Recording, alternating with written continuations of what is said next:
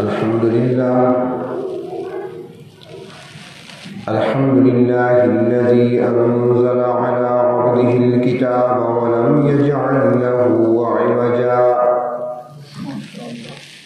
تبارك الذي جعل في السماء بروجا وجعل فيها سراجا وقمرا منيرا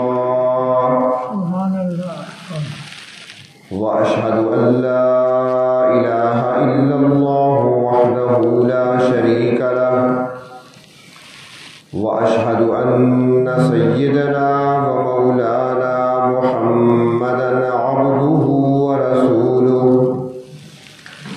أما بعد فأعوذ بالله من الشيطان الرجيم بسم الله الرحمن الرحيم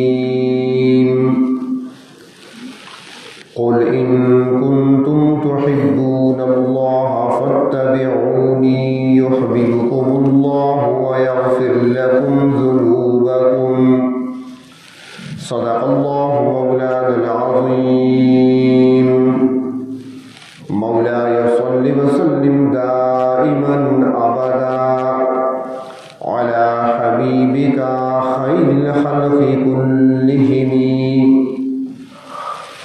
قابل احترام بزرگوں اور عزیز دوستوں،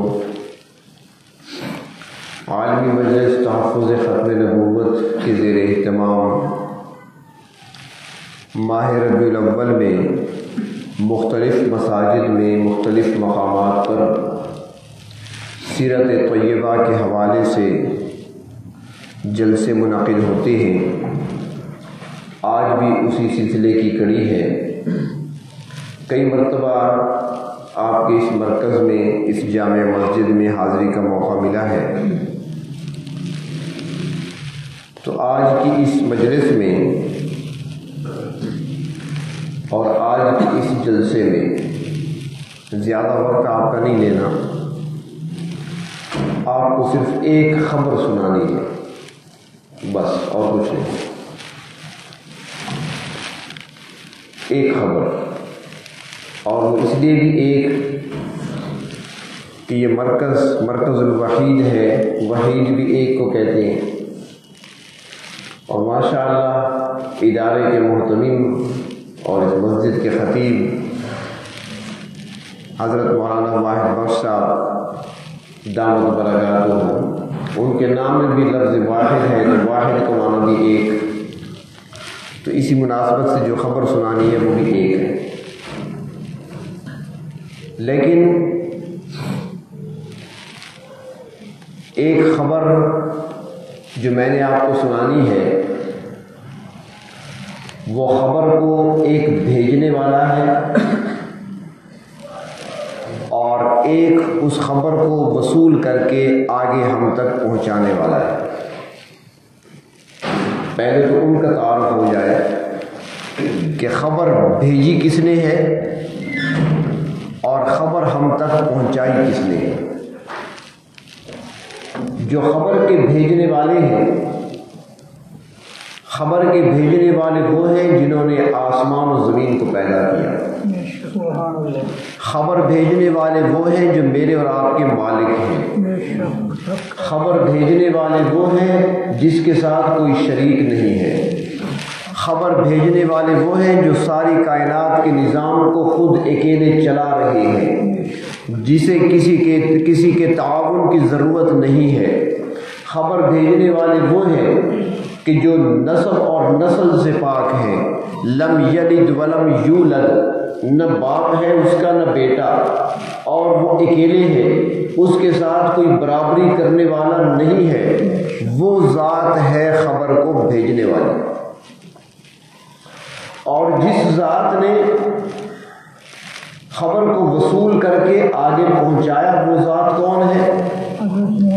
تو یہ وہ ذات ہے کہ ہم کائنات پہ نظر دوڑاتے ہیں تو اس دھرتی پر، اس زمین پر بہت سے لوگ ہمیں سچے نظر آتے ہیں، بہت سے لوگ ہمیں نیک نظر آتے ہیں. نیک بندوں کو صلحاء کہا جاتا ہے، صالحین کہا جاتا ہے.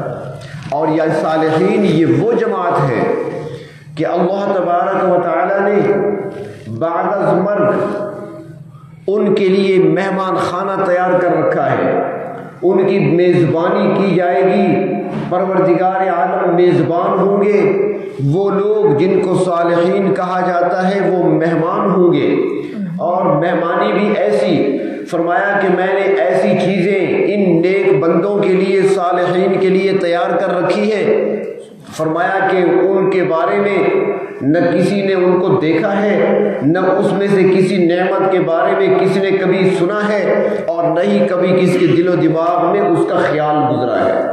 ایسی نعمتیں میں نے تیار کر رکھی ہیں، اللہ کن کے لیے؟ صالحین کے لیے۔ ان الذین آمنوا وعملوا الصالحات ان لهم جنات، ان کے لیے باغات ہیں، جنتیں ہیں، کون؟ جو صالحین میں سے ہیں۔ اور صالحین کیسی جماعت ہے، یہ کیسے لوگ ہیں؟ اگر ایسے سمجھ نہ آئے تو قرآن کریم میں ذرا دیکھیں، اللہ کے وہ پیغمبر جن کو سب سے زیادہ حسن سے نوازا گیا، حضرت یوسف علیہ السلام، وہ پیغمبر، جلیل القدر پیغمبر جو بیک وقت نبوت کا تاج بھی پہنے ہوئے ہیں اور تخت شاہی پر بھی بیٹھے ہوئے ہیں، وہ پیغمبر جب دنیا سے تھک گئے، جب آخرت کا سفر قریب آنے لگا تو آخر میں ہاتھ اٹھاتے ہیں اور دعا کرتے ہیں، اللہ تعالیٰ سے دعا مانگتے ہیں، توفنی مسلمہ، اے اللہ مجھے موت دینا تو فرما برداری کی حالت میں، اس حال میں کہ میں مسلمان ہوں، والحقنی بالصالحین، اور مجھے صالحین میں شامل کر لینا۔ صالحین وہ لوگ ہیں کہ انبیاء علیہ السلام بھی اس جماعت میں شامل ہونے کے لیے دعائیں کرتے ہیں، لیکن جس نے اللہ سے خبر وصول کر کے ہم تک پہنچائی ہے وہ صالحین کے بھی امام ہیں۔ شہیدوں کا بڑا مقام ہے، شہید کا بڑا مقام ہے، شہادت پانے والے اللہ کی راہ میں اللہ کے دین کی سربلندی کی خاطر اپنی جان کا نذرانہ پیش کرنے والے بہت بڑی قربانی ہے جو دیتے ہیں۔ مقام مرتبہ کیا؟ فرمایا کہ خون کا قطرہ زمین پر بعد میں گرتا ہے، بخشش پہلے ہو جاتی ہے۔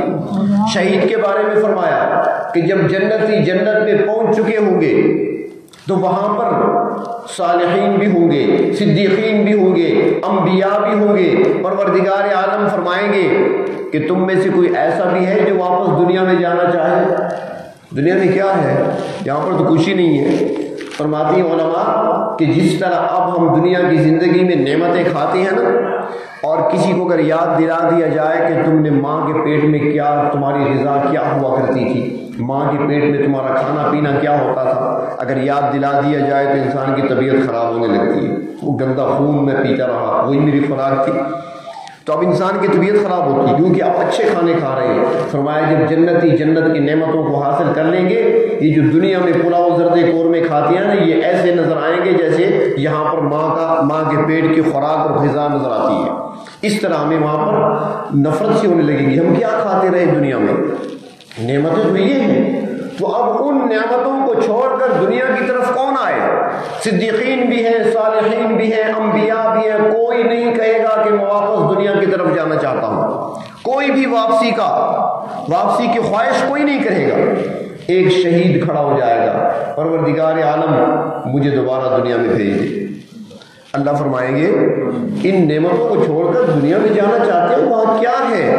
وہ عرض کرے گا پروردگار دنیا کے کھانے پینے نہیں چاہیے، دنیا کا لباس نہیں چاہیے، دنیا کی سواریاں نہیں چاہیے، دنیا کے مکان بنگلے کوٹھی مجھے نہیں چاہیے۔ آپ کی رضا کی خاطر، آپ کے دین کی سربلندی کے لیے جو میں نے گلا کٹوایا تھا، جو مزہ مجھے مقتول ہوتے وقت جان کا نذرانہ دیتے وقت جو مزہ مجھے آیا تھا، وہ مزہ مجھے جنت میں نہیں آتا۔ شہادت کا مقام مرتبہ، لیکن جو خبر وصول کر کے ہم تک پہنچانے والے ہیں وہ شہیدوں کے بھی امام ہیں۔ انبیاء علیہ السلام سے کم درجہ صدیقین کا درجہ ہے، باقی سب سے بڑھ کر شہداء سے بھی زیادہ، صالحین سے بھی زیادہ، نیکوکاروں سے زیادہ، اتقیاء ابرار سے زیادہ درجہ صدیقین کا ہے۔ اور صدیقین وہ ہیں، صالحین نے عبادت کے ذریعے رب تعالیٰ کی وحدانیت کی گواہی دی ہے۔ جملہ میرا سمجھنا، صالحین نے عبادت کے ذریعے ریاضت کے ذریعے رب تعالیٰ کی وحدانیت کی گواہی دی، شہید نے اپنا خون بہا کر رب تعالیٰ کی وحدانیت کی گواہی دی، اور صدیق وہ ہے جس کی صداقت کی رب نے گواہی دی۔ مقام و مرتبہ بہت بلند صدیقین کا، لیکن جو خبر وصول کر کے ہم تک پہنچانے والے ہیں وہ صدیقین کے بھی امام ہیں۔ انبیاء علیہ السلام، اللہ کے نبی جتنے بھی آئے، ان کا مرتبہ اتنا کہ دنیا کے سارے اولیاء، صلحاء، علماء، محدثین، مفسرین سارے یکجا ہو جائیں، کسی بھی نبی کے خاک پاک کو نہیں پہنچ سکتے، لیکن جو خبر وصول کر کے ہم تک پہنچانے والے ہیں وہ 1,24,000 انبیاء کے بھی امام ہیں، ان کے بھی سید ہیں، ان کے بھی امام ہیں، وہ ہم تک خبر پہنچانے والے ہیں۔ اور یہ وہ ذات ہیں، ہم تک خبر پہنچانے والے وہ ہیں جن کی معراج تھی عرش تک جانا، ان کی معراج عرش تک جانا، اور ہماری معراج ان کے نقش پا کو پانا۔ ہماری معراج کیا ہے؟ ان کے نقش پا کو پانے کا۔ خبر سنانے والے، وصول کر کے آگے خبر کو پہنچانے والے وہ ہیں کہ جن کا مقام اور مرتبہ اتنا بلند ہے کہ کوئی اس کے بارے میں تصور ہی نہیں کر سکتا، ان کا مقام اور مرتبہ اتنا بلند ہے کہ کوئی اس کے بارے میں سوچ ہی نہیں سکتا، انسان کی عقل کی وہاں تک رسائی نہیں ہے، اور نہیں ان کی تعریف کوئی مکمل طور پہ کر سکتا ہے۔ صدیاں گزر گئیں، 1400 سال گزر گئے، کہنے والے کہتے رہے اور کہہ رہے ہیں، بیان ہو رہا ہے، تقریریں ہو رہی ہیں، واعظ ہو رہے ہیں، آپ کی سیرت کو بیان کیا جاتا ہے، آپ کے اخلاق کو بیان کیا جاتا ہے، آپ کے کردار کو بیان کیا جاتا ہے، اور لکھنے والے لکھتے رہے، کتابوں پر کتابیں لکھی گئیں، لائبریریاں بھری ہوئی ہیں، شعراء اپنے کلام بناتے رہے اور کہتے رہے، لیکن چاہے شاعر ہو، چاہے وہ ادیب ہو، چاہے وہ خطیب ہو، چاہے وہ لکھنے والا ہو، چاہے وہ تقریر کرنے والا ہو، آخر میں جملہ کہہ دیتا ہے، بعد الخدا بزرگ تو یہ قصہ مختصر، اللہ کے بعد آپ کا مقام ہے بس، اور بات ہی کوئی نہیں۔ کہنے والے کہہ کر تھک گئے، لکھنے والے لکھ کر تھک گئے، آپ کی سیرت ابھی تک مکمل نہیں ہو سکی۔ وہ ہے اللہ سے وصول کر کے خبر ہم تک پہنچانے والے، جن کی ہر خبر اتنی سچی، جن میں سچائی، صداقت اتنی کہ دشمن اس کا اعتراف کرے۔ مشرکین مکہ نے بڑا زور لگایا، آپ کی مخالفت میں بڑا زور لگایا، جنگیں لڑی ہیں، بدر کے میدان میں آئے، سردار مارے گئے، عورتیں بیوہ ہو گئیں، بچے یتیم کرا دیے، احد کے میدان میں آئے، احزاب میں آئے، حنین میں آئے، جنگیں لڑتے رہے، راستے روکتے رہے، اذیتیں تکلیفیں پہنچاتے رہے، لیکن کسی کافر کو جرأت نہیں ہوئی کہ آپ کی کردار پر انگلی اٹھا سکے، ایک حوالہ بھی نہیں ملے گا۔ ایسے بیدار کردار، ایسی سچائی، ایسی صداقت کہ جب فاران کی چوٹی پہ کھڑے ہو کر اعلان کرتے ہیں، لوگوں آؤ، میں تمہارے اندر، تمہارے معاشرے میں 43 سال کا عرصہ گزار چکا ہوں، نبوت ملی ہے 40 سال کے عرصے میں، 3 سال خفیہ تبلیغ تھی پوشیدہ، 3 سال کے بعد علی اعلان بات کرنے کا حکم آیا کہ اب لوگوں کو آپ ڈرائیں، اب لوگوں کو آپ اپنی رسالت کا اعلان کھلے عام کر دیں۔ تو 43 سال کی عمر میں آپ صفا پہاڑی پہ کھڑے ہیں، سارے مکہ کو جمع کرتے ہیں، چھوٹے بڑے جوان بوڑھے سارے جمع ہو گئے۔ جب سارا مکہ اکٹھا ہوا، آپ ان کے سامنے خطاب کرتے ہوئے فرماتے ہیں کہ بات کرنے سے پہلے، جس لیے بلایا ہے وہ بات کرنے سے پہلے، پیغام تم تک پہنچانے سے پہلے میں ایک سوال کرنا چاہتا ہوں، میرے سوال کا مجھے جواب دیجئے۔ سردار بھی کھڑے ہیں، امیر بھی ہیں، غریب بھی ہیں، سارے کھڑے ہیں، خاندان بھی ہے، غیر خاندان والے بھی ہیں، چچا بھی کھڑے ہیں، سارے کھڑے ہیں۔ انہوں نے کہا جی پوچھیں۔ آپ نے فرمایا یہ بتاؤ کہ میں تمہارے معاشرے میں، انہی گلیوں میں، اسی شہر میں تمہارے اندر بچپن گزار چکا ہوں، لڑکپن گزارا میں نے، جوانی میں نے گزاری، عمر میری 43 سال ہو گئی۔ اب میں تم سے پوچھنا چاہتا ہوں، اس عرصے میں تم نے مجھے کیسا پایا؟ حل وجدتمونی صادقا او کاذبا، بتاؤ کیا تم نے مجھے سچا پایا یا جھوٹا پایا؟ سارے کھڑے ہیں، بیک زبان سارے پکار کر جواب دیتے ہیں، جربنا کا مرارا ما وجدنا علیک الا صدقا، اے اللہ کے اے محمد صلی اللہ علیہ وسلم، ہم نے بارہا آپ کو آزمایا مگر جب بھی ہم نے دیکھا آپ کو سچا پایا۔ سچائی کی گواہی دی سب نے۔ اس کے بعد آپ نے ان کے سامنے رسالت کا اعلان کیا، اس کے بعد آپ نے ان کو تبلیغ کا آغاز کرتے ہیں ان کے سامنے۔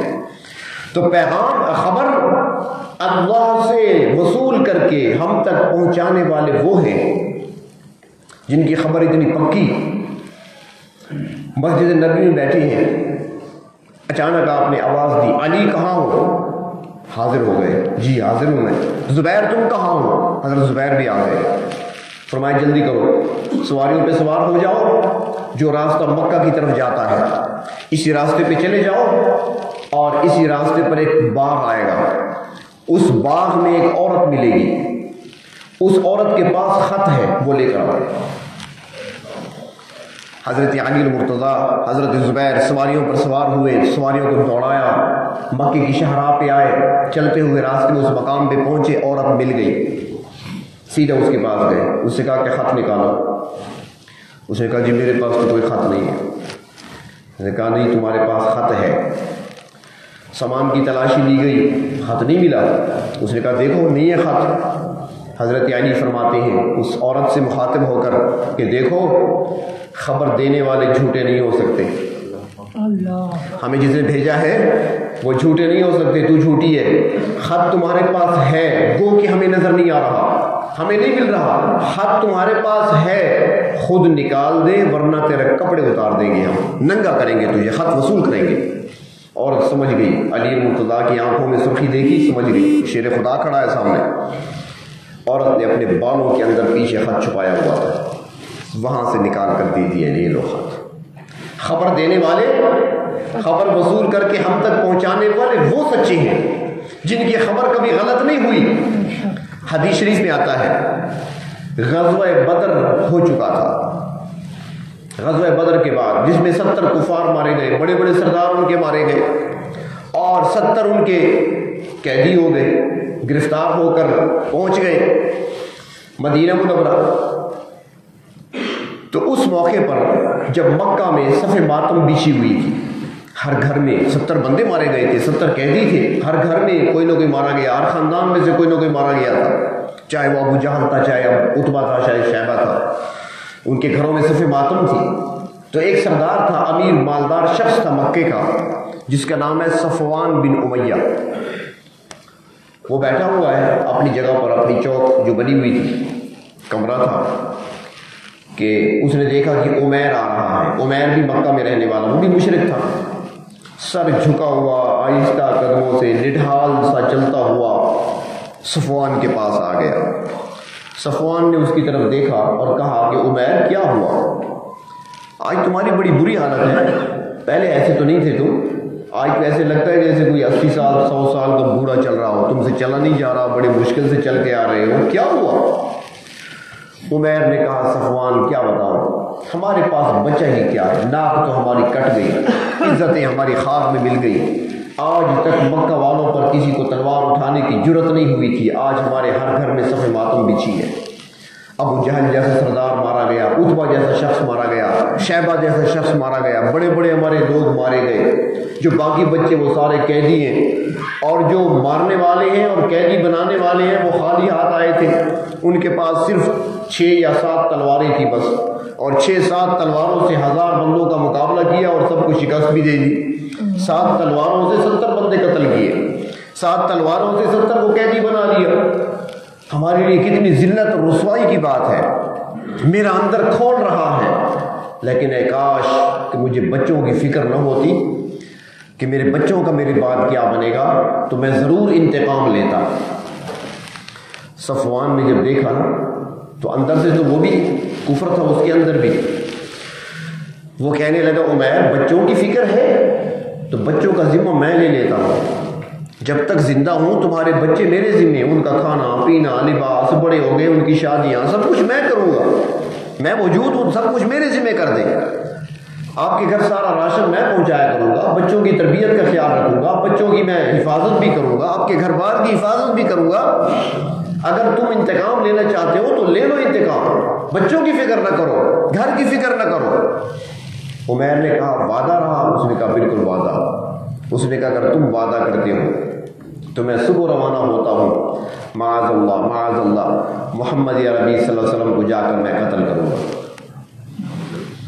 چنانچہ وہاں سے عمیر اٹھا۔ اب یہ دو بندوں میں بات ہوئی ہے، صفوان بن امیہ اور عمیر ایک کمرے میں شام کی تاریکی میں اندھیرے میں بیٹھے ہیں، بات کر رہے ہیں۔ اس نے کہا راز ہے کسی کو بتانا نہیں؟ اس نے کہا نہیں جی بتانے کی باتیں ہی نہیں ہے۔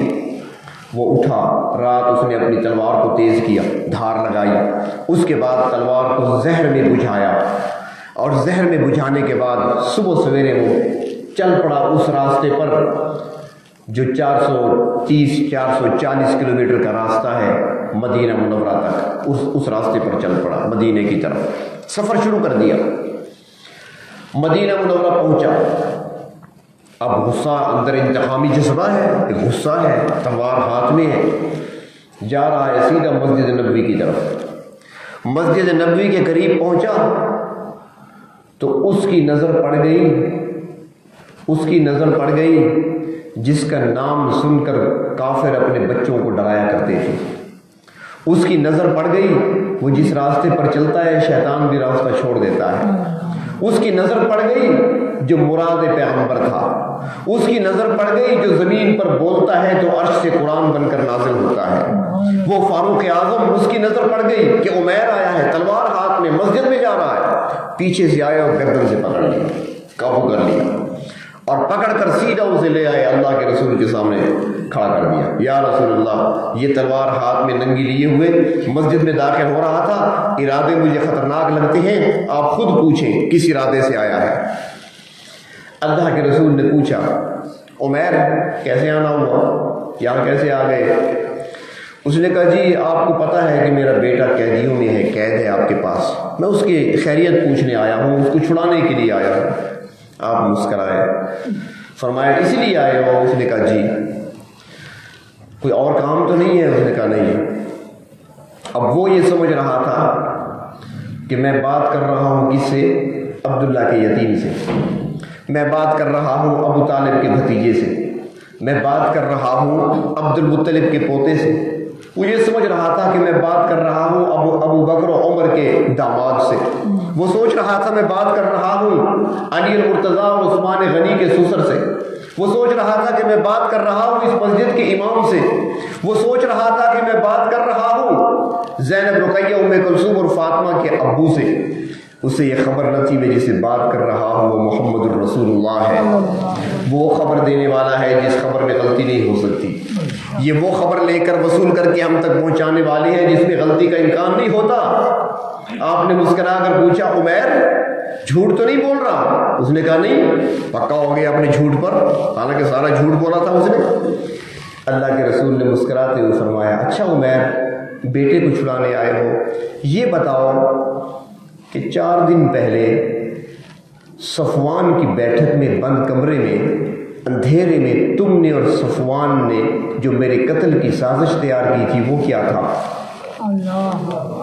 تلوار گر گئی عمیر کے ہاتھ سے، وہ جانتا تھا کہ یہ میرے اور صفوان کے علاوہ تو کسی کو معلوم نہیں، یہاں تک خبر کیسے پہنچی؟ تلوار اس کے ہاتھ سے گر گئی، نظریں اس کی جھک گئیں، سر جھکا دیا، کہنے لگا اشہد انک رسول اللہ، آپ واقعی اللہ کے رسول ہیں۔ تو اس ذات سے خبر وصول کر کے ہم تک پہنچانے والے کون ہیں جس کی خبر میں غلطی نہیں ہوتی؟ وہ ذات ہے پہنچانے والے خبر کو کہ جس کی ذات میں جھوٹ نہیں ہے، جہاں پر غلطی نہیں ہے، جو خبر دیتے ہیں وہ بعین ہی درست اور 100% درست ہوا کرتی ہے، جو بتا دیتے ہیں بعین ہی ویسے ہوتا ہے جیسے بتاتے ہیں۔ مشاہدہ ہوتا ہے نا۔ وہ ایک لطیفہ یاد آیا، حضرت مولانا قاسم نانوتوی رحمۃ اللہ علیہ ایک مرتبہ کہیں جا رہے تھے تو ایک خادم ان کے ساتھ تھے، اکثر ان کے پاس رہا کرتے تھے، خدمت کے لیے ان کے ساتھ رہتے تھے، لیکن وہ عالم نہیں تھے، اور سوال جو پوچھا کرتے تھے وہ سوال بڑے عالمانہ ہوتے تھے لیکن وہ عالم نہیں تھے۔ تو اس نے چلتے ہوئے سوال کر دیا کہ حضرت یہ بتائیں اس خادم نے پوچھا حضرت نانوتوی سے کہ حضرت یہ بتائیں کہ جو اللہ کے نبی ہوتے ہیں وہ بھی آئندہ کی خبر بتاتے ہیں، پیش گوئی کرتے ہیں ایک خبر کی، اور جو ولی ہوتے ہیں بعض اوقات وہ بھی پیش گوئی کرتے ہیں۔ نبی کا معجزہ ہوتا ہے، ولی کی کرامت ہوتی ہے، اپنے طور پہ نہیں بتاتے۔ نبی کا معجزہ ہوتا ہے، وہ کوئی بات بتا دیتے ہیں، اور ولی کی کرامت ہوتی ہے، وہ بھی بتا دیتے ہیں پہلے سے۔ لیکن یہاں پر یہ بات بھی یاد رہے کہ معجزہ نبی کے اختیار میں نہیں ہوتا، کرامت ولی کے اختیار میں نہیں ہوتی۔ معجزہ نبی کے اختیار میں نہیں ہوتا کہ جو چاہے معجزہ طلب کرو فوراً دکھا دے۔ یہ کام جو ہے نا ہمارے عامل حضرات بھی کر لیتے ہیں، حضرات محسوس نہ فرمانا، یہ جو دوسرے قسم کے عامل ہوتے ہیں، بیٹھے بیٹھے وہی ہاتھ ایسے کرتے ہیں، گرم گرم حلوہ آپ کو کھلا دیں گے، کوئی چیز آپ کو کھلا دیں گے، ناجائز ہوتی ہے، وہاں سے وہ جنات اٹھا کر لے آتے ہیں۔ یہ شیطانی عمل ہے، یہ الگ چیز ہے، اس کا کوئی تعلق نہیں کرامت کے ساتھ۔ کرامت اور چیز ہے، کرامت ہو یا معجزہ ہو، یہ فعل اللہ کا ہے۔ اللہ تعالیٰ جب چاہتے ہیں، جس وقت چاہتے ہیں، جس طرح کا چاہتے ہیں، نبی کے ہاتھ پر معجزہ ظاہر کر دیتے ہیں، ولی کے ہاتھ پر کرامت ظاہر کر دیتے ہیں۔ اللہ تعالیٰ نہ چاہے تو نہیں کرتے۔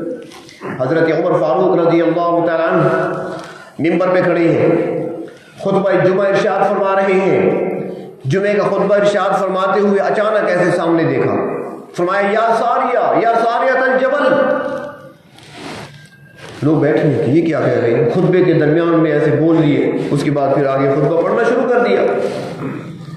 اب یا ساریہ الجبل، پہاڑ کی طرف دیکھو، کیا مطلب؟ بعد میں پتہ چلا کہ وہاں سے سینکڑوں میل دور محاذ پر حضرت ساریہ لشکر کی کمان کر رہے تھے، اسلامی لشکر کفر کے خلاف جنگ لڑ رہا تھا، سینکڑوں میل دور تھا۔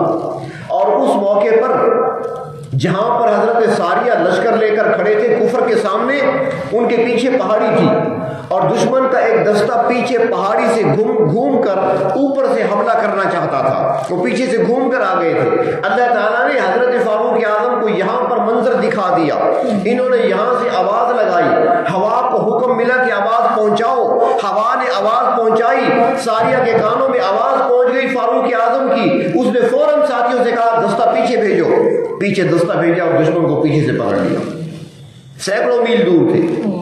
اللہ تعالیٰ دکھانا چاہے، اور یہی ممبر تھا مسجد نبوی کا، اللہ کے محبوب صلی اللہ علیہ وسلم خطبہ دے رہے تھے، دوران خطبہ فرمایا کہ جنگ ہو رہی ہے میدان میں، فرمایا کہ عبداللہ بن رواحہ شہید ہو گئے، حضرت جعفر طیار شہید ہو گئے، خالد بن ولید نے جھنڈا اٹھا لیا، ممبر پہ کھڑے ہیں، سینکڑوں میل دور کے احوال بتا رہے ہیں۔ یہ معجزہ ہے، فاروق اعظم کی کرامت تھی، اللہ نے چاہا تو بتا دیا۔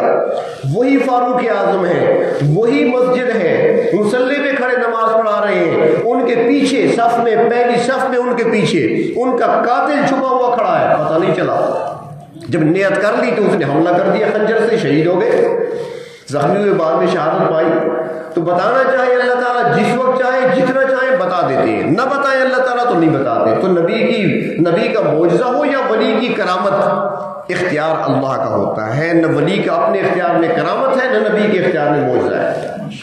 تو میں عرض کر رہا تھا کہ مولانا قاسم نانوتوی رحمۃ اللہ علیہ سے پوچھا اس خادم نے کہ حضرت یہ ولی کی کرامت ہوتی ہے، بعض اوقات وہ کوئی بات پہلے سے بتا دیتے ہیں، اور نبی معجزاتی طور پر کوئی بات بتا دیتے ہیں، لیکن فرق یہ ہوتا ہے کہ معجزہ بھی اللہ کی طرف سے ہے اور کرامت بھی اللہ کی طرف سے ہے، لیکن جو معجزاتی طور پر جو نبی بات بتاتے ہیں وہ بالکل اسی طرح ہوتی ہے جس طرح بتائی جاتی ہے، اس میں یعنی کہ کمی بیشی نہیں ہوتی۔ اور جو ولی کی کرامت ہے وہ کرامت کے طور پہ بات بتاتے ہیں، وہ بھی اللہ کی طرف سے ہوتی ہے، لیکن اس میں کبھی کبھار غلطی ہو جاتی ہے، دنوں کا فرق پڑ جاتا ہے، ٹائم کا فرق پڑ جاتا ہے، وقت کا فرق پڑ جاتا ہے، بعین ہی اس طرح نہیں ہوتی جس طرح بتائی تھی۔ تو یہ فرق کیوں ہے؟ ولی کی کرامت میں، نبی کے معجزے میں فرق کیوں ہے تو دونوں اللہ کی طرف سے۔ اب مولانا قاسم نانوتوی رحمۃ اللہ علیہ سوچتے ہیں کہ عالم تو ہے نہیں، اور سوال اس نے علمی کر دیا، اگر دلائل سے سمجھاتا ہوں تو اس کو سمجھ نہیں آئے گی، چلو میں اس کو سمجھاؤں گا طریقے سے تاکہ سمجھ آ جائے۔ خاموش ہو گئی، جواب نہیں دیا، چلتے رہے۔ آگے ایک دیوار آ گئی، جب دیوار 10 قدم کا فاصلہ رہ گیا تو رک گئے۔ خادم سے کہا کہ یہاں سے دیوار کتنے قدم ہے؟ اس نے ایسے دیکھا, اس نے کہا جی تقریباً 10 قدم. فرمایا 11 ہو سکتے ہیں؟ اس نے کہا جی ہو سکتا ہے, 11 ہو جائیں 12 ہو جائیں, میرا اندازہ ہے. اچھا یہ بتاؤ کم بھی ہو سکتی ہیں؟ اس نے کہا جی 9 بھی ہو سکتی ہیں, 9 قدم بھی ہو سکتی ہیں, اندازہ ہے نا 10 قدم, ضروری تو نہیں کہ 10 قدم پورے ہوں. فرمایا ٹھیک ہے چلو. جب دیوار کا فاصلہ 1 قدم رہ گیا, فرمایا اب کتنا ہے؟ اس نے کہا جی 1 قدم. فرمایا 2 ہو سکتے ہیں؟ اس نے کہا نہیں. آدھا ہو سکتا ہے؟ اس نے کہا نہیں, دیکھ رہا ہوں 1 قدم ہے. فرمایا یہ تمہارے سوال کا جواب ہے, ولی دور سے دیکھتا ہے, نبی قریب سے دیکھتا ہے.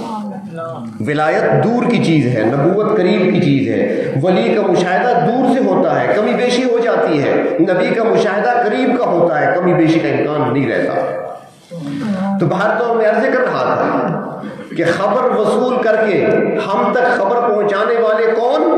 وہ شخصیت ہیں کہ جن کی سچائی پر آج تک دنیا متفق چلی آ رہی ہے, بلکہ دنیا کا وہ ایک کافر, وہ ایک غیر مسلم, جب وہ تحقیق کرنے بیٹھا اور اس نے دنیا کے تمام انسانوں پر نظر دوڑائی, ان کی سیرتوں کو دیکھا, ان کی زندگیوں کے احوال کو پڑھا, ان کی تاریخ کو پڑھا, ان کے بچپن کو دیکھا, لڑکپن کو دیکھا, ان کی جوانیوں کو دیکھا, ان کے بڑھاپے کو دیکھا, ان کی ساری زندگیوں کے کردار کو دیکھا, ان کے اٹھنے بیٹھنے کو دیکھا, ان کے چال گفتار کو دیکھا, ان کے معاہدوں کو دیکھا, تو اس کے بعد اس نے مرتب کرنا شروع کیا ایک کتاب کو کہ دنیا کے کون سے ایسے افراد ہیں جن کے کردار میں سچائی تھی, جن کے اخلاق میں اعلیٰ ظرفی پائی جاتی تھی, ایسے کون سے لوگ تھے جو پاکیزہ لوگ تھے, جن کا مشن پاکیزہ تھا, جو اخلاص نیت سے خدمت کرنے کے لیے آئے تھے. جب وہ فہرست بنانے لگا تو فہرست بناتے بناتے اس نے پوری دنیا کی تاریخ میں سے 100 افراد کا انتخاب کیا اور ایک کتاب انگلش میں لکھی دی 100 کے نام سے. اس میں 100 شخصیات کو یکجا کیا.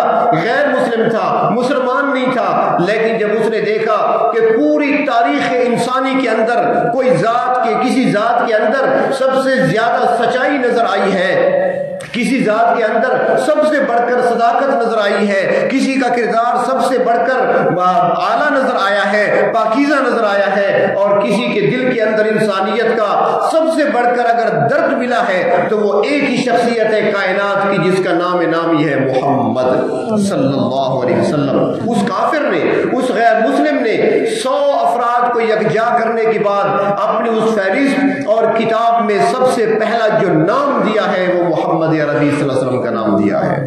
یعنی ایسی خبر ہم تک پہنچانے والے, ایسے سچے, ایسی صداقت, ایسی سچائی کہ دشمن بھی گواہی دے رہے ہیں.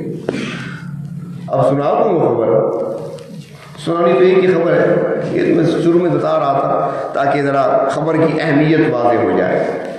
وہ خبر دینے والے کون, بھیجنے والے کون؟ اللہ ہے. اور خبر ہم تک پہنچانے والے کون؟ محمد الرسول اللہ ہے. خبر کیا ہے؟ فرمایا پروردگار عالم نے, میرے محبوب میں خبر دے رہا ہوں, یہ خبر میرے بندوں تک پہنچا دیں, ان کے آگے اعلان کر دیں, قل ان کنتم تحبون اللہ فاتبعونی. اے میری محبت کا دعویٰ کرنے والے, اے میری محبت کے نعرے لگانے والے, اے میری محبت میں تھکاوٹ اور مشقت اٹھانے والے, اے میری محبت میں تم جوش دکھانے والے. بہت ہے نا محبت میں, کوئی راتوں کو جاگ رہا ہے, کوئی دنوں کو جاگ رہا ہے, بلکہ جتنے بھی غیر مسلم ہیں آپ ان کو دیکھیں جو مذاہب سے تعلق رکھتے ہیں, وہ جتنی مشقت کرتے ہیں, ریاضت کرتے ہیں, محنت کرتے ہیں, تو پوچھا جائے کیوں کرتے ہو تو وہ کہتے ہیں کہ رب کو راضی کر رہے ہیں. کوئی گنگا میں کھڑا ہے, کوئی جمنا میں کھڑا ہے, کوئی ایک ٹانگ پہ کھڑا ہے, کوئی سورج کی طرف دیکھ رہا ہے, کسی نے لباس اتار رکھا ہے, کسی نے کھانا پینا چھوڑ دیا, کسی نے دنیا کی لذتوں کو چھوڑ دیا, دنیا کی خواہشات کو چھوڑ دیا, جنگلوں میں جا کر بیٹھ گیا, کوئی راہب بن گیا, کوئی نن بن گئی. کیا, کس لیے؟ اللہ کی محبت میں. تو اللہ فرماتے ہیں میرے محبوب ان کو بتا دیں, آپ ان تک یہ خبر آپ پہنچا دیں کہ اگر اللہ کی محبت کا تمہیں دعویٰ ہے اور اللہ کی محبت میں یہ سب کچھ کر رہے ہو, اور تمہاری یہ عبادتیں, تمہاری ریاضتیں, تمہاری محنتیں, تمہاری مشقتیں اگر اللہ کی محبت میں ہیں, تو آؤ میں بتاتا ہوں تمہیں کہ اللہ کی محبت کیسے حاصل ہو سکتی ہے اور تم دعوے میں کیسے سچے ہو سکتے ہو, تمہاری عبادت, ریاضت, محنت, مشقت کیسے اللہ کے ہاں قبول ہو سکتی ہے. فرمایا ان کو بتا دیں, خبر دے دیں, فتبعونی, آؤ میرے پیچھے چلے آؤ.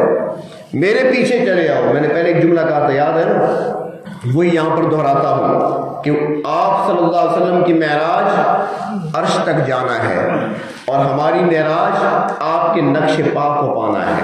تو فرمایا کہ اگر تم معراج چاہتے ہو آؤ میرے قدموں سے وابستہ ہو جاؤ، آؤ میرے قریب آ جاؤ، میری اتباع کر لو. تمہاری نماز تب نماز کہلائے گی جب میری نماز کے مطابق ہوگی.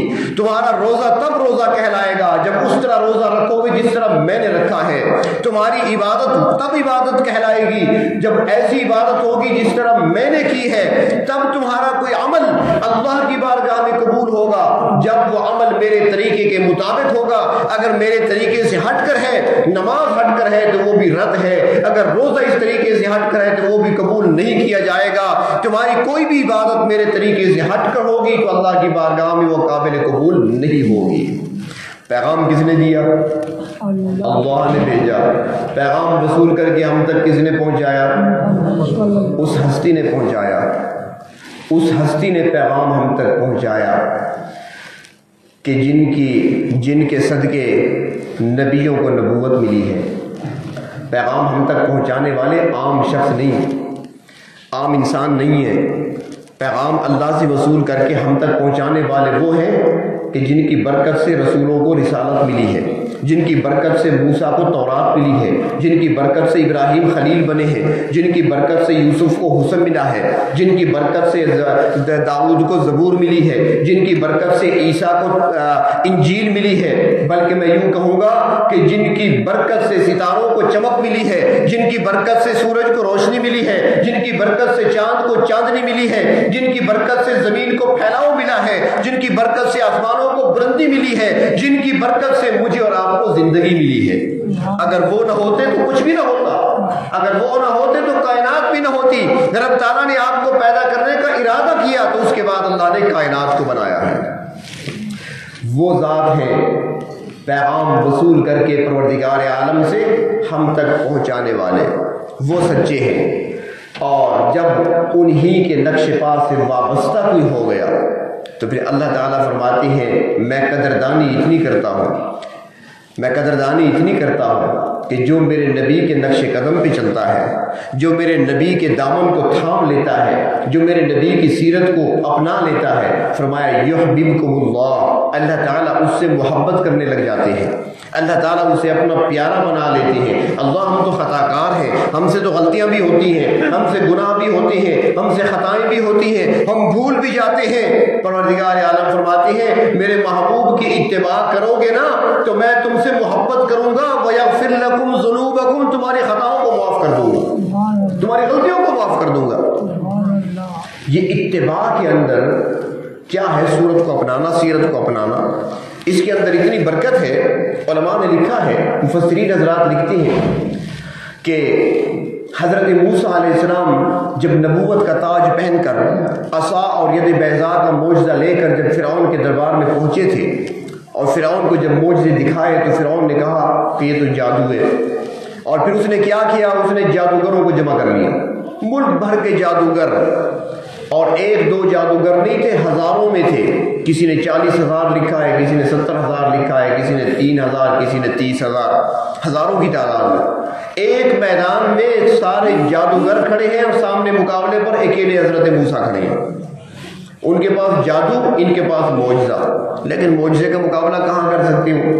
انہوں نے اپنے کرتب دکھائے اور موسیٰ علیہ السلام نے اپنا عصا پھینک دیا.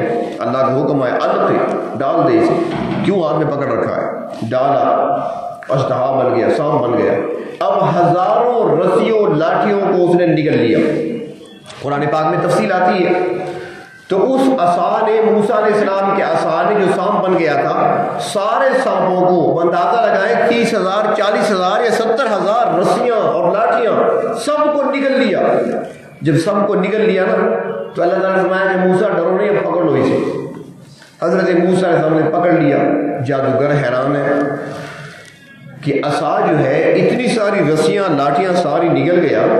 اور جب موسیٰ نے اٹھایا تو عصا کا سائز بھی وہی ہے جو پہلے تھا، نہ لمبا ہوا نہ موٹا ہوا، کچھ بھی نہیں، وہی ڈنڈا ہے. وہ کہاں گئی ہماری رسیاں؟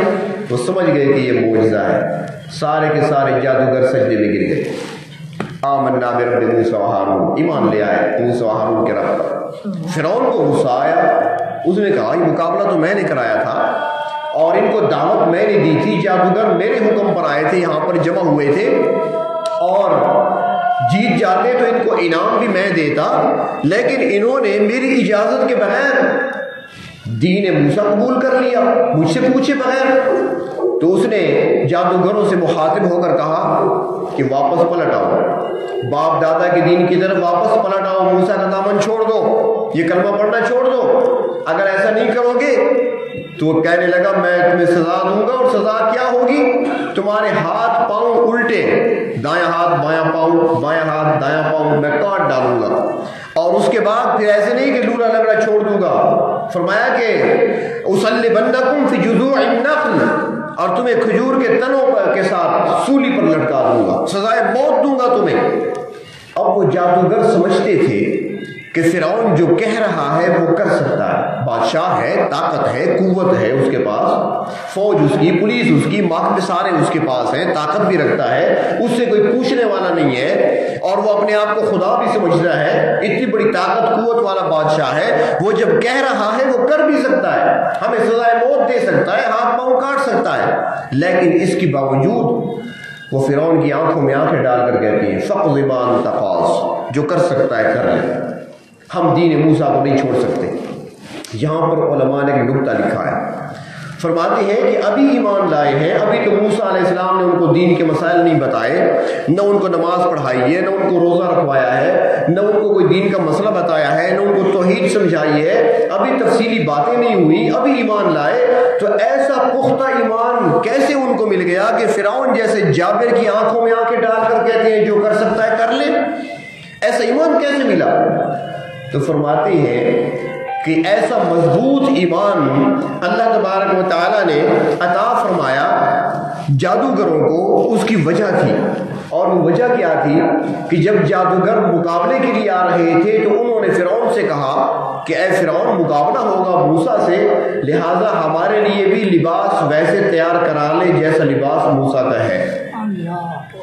ہمارے یہاں بھی ایسا ہوتا ہے نا، فٹ بال کی ٹیم کا لباس ایک جیسا ہوتا ہے، رنگ مختلف ہوتے ہیں، لباس ایک جیسا ہوتا ہے، کرکٹ ٹیم کا لباس ایک جیسا ہوتا ہے سب کا، فٹ بال کھیلنے والوں کا لباس ایک جیسا ہوتا ہے، لیکن اس میں رنگ تبدیل ہوتے ہیں تاکہ پہچان ہو سکے یہ کون سی ٹیم ہے، یہ کون سی ٹیم ہے، یہ مجاہد ہے اور یہ وہ پتہ نہیں کیا نام ہے ان کے، تو رنگ مختلف ہوتے ہیں پہچان کے لیے، لباس ایک جیسا ہوتا ہے۔ تو جادوگروں نے بھی کہا کہ ہمارے لیے لباس ویسا ہو جیسے حضرت موسیٰ کا ہے، ہمارے لیے پگڑی ویسی ہونی چاہیے جیسے حضرت موسیٰ کی ہے، ہمارے ہاتھ میں عصا بھی اسی شکل کا ہونا چاہیے جس طرح عصا حضرت موسیٰ علیہ السلام کے پاس ہے۔